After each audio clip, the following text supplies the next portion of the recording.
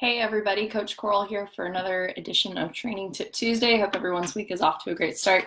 Pardon my voice is a little bit hoarse. I just got back from Ironman Texas yesterday evening. Had a wonderful, wonderful weekend. Hanging out with Claire, Kim, and Grace, our dream team. They had a fantastic turnout. Claire and Grace had wonderful finishes, and Kim had just a super strong effort all the way through the bike. Very, very windy bike and a tough day by anyone's standard. So congratulations to Team Babe finishers, as well as to a massive showing from our local training group from here in Clearwater. Additionally, it was a big race weekend. Here in Clearwater, we also have a very large, very historic Olympic distance tri. Now includes a sprint and a super sprint called St. Anthony's. It's a race weekend. If anybody ever has a chance to come check it out, please do. It had a large representation from our local training group, as well as two babes, Patricia and Paula. Congratulations, y'all, on your finishes as well. Everyone just, it's awesome. Everyone did great. So congratulations also to anybody watching who raced this weekend. Let us know. How did it go? What were you up to? But anyhow, just wanted to give a couple shout outs before we start digging into some content. We're going to be talking about mobility today, as well as throughout the month of May. Oh, also, I almost forgot, we have hot off the press exclusive Team Babe stickers. So if you're interested, you want to rep Team Babe, these are completely weatherproof. So great for bikes, cars, laptops, whatever. But if you want some, let me know and we'll get them shipped out.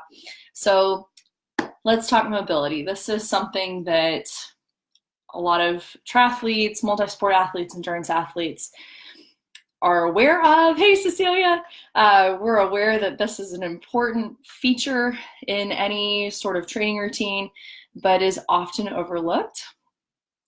But I want to bring it to the forefront this month along with Coach Ray. We're going to be talking a lot about this and why it's important and breaking down different facets of working on mobility and how it can enhance your performance as well as just your day-to-day living.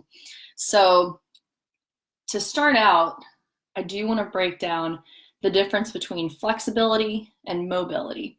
So a lot of times we go, oh, stretch, stretch, stretch, just get everything loose, you're tight, you need to stretch. So yeah, that's good. That's good. Having long muscles can be good. And that's really what flexibility refers to, is how stretchy are you? What this doesn't address, unfortunately, is functional range of motion, which is really, when I talk about mobility with any athlete, that's what I'm referring to. How well can your body function throughout a range of motion? So yeah, even though you may be able to touch your toes, can you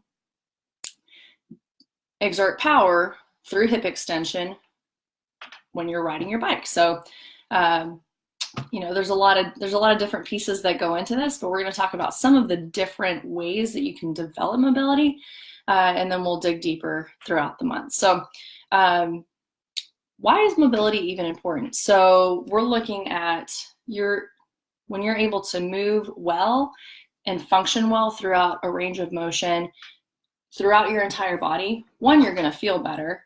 Two, you're just going to be able to function much more efficiently, whether it's swim, bike, or run.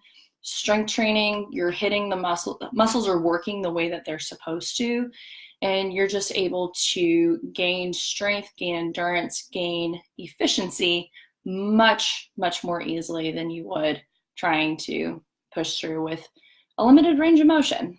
And also, when we talk about mobility, this also enhances, or rather reduces, our risk for injury, which, as any athlete knows, if we're injured, we can't train consistently, and consistency is actually how we get our gains.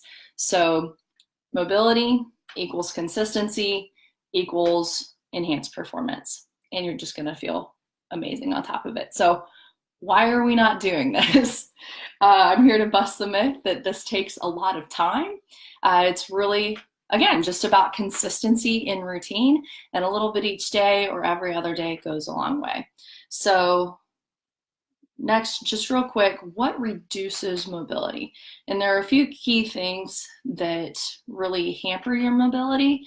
A lot of it has to do with lifestyle. Many of us have desk jobs or work at a computer, and it leads to a fixed, sometimes a hunched position, but we develop tight hip flexors, inactive glutes, kind of a rounded shoulder, etc. And so there are a lot of things that we'll be focusing on in our mobility pieces that we introduce throughout the month of May that allow you to open back up the front chain of the body, as well as re-engage everything in the posterior chain, which will make you feel a lot better and, of course, perform better.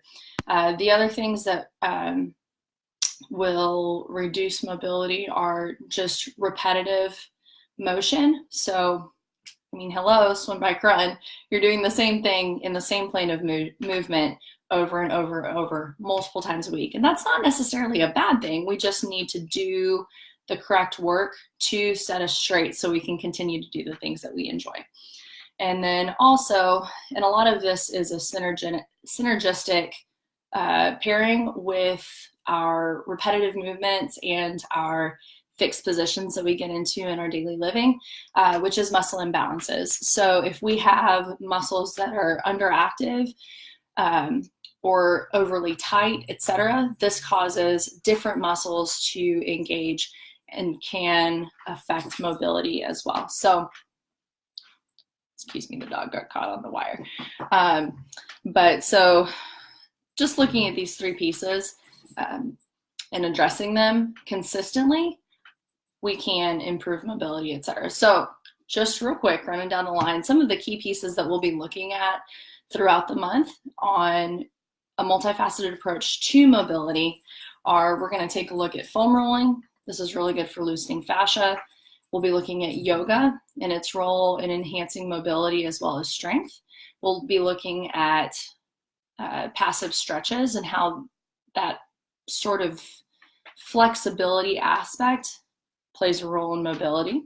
We'll be looking at dynamic mobility work, and these can also be used as a dynamic warm-up for many of your workouts, so stay tuned for that. And truly, all of this does come down to consistency. If you do 5 to 7 minutes of mobility work each day in the morning while you're drinking your coffee, before your warm-up or before your workout, or even every other day, that is always better than none. So if you're in our Teen Babe group, awesome. We'll be digging in there, but we'll also be sharing a few pieces here on our public page as well. So if you have any questions, in particular, you're struggling with kind of a unique issue, don't hesitate to reach out and we can help you work through that. Also, if you have any races coming up, don't hesitate to reach out if you're kind of stuck on where to go and how to get to your goals. We are always happy to help. And finally, of course, it is Tuesday, so we'll be doing our open water swim at Clearwater Beach if you're local, starting at 6, but most folks are rolling up and getting grouped up and ready to go about 5:30. Frenchie's Rockaway Grill out in Clearwater Beach. So we'll see you either here on Facebook or out at the beach, and hope everybody has a great day. Thanks for joining.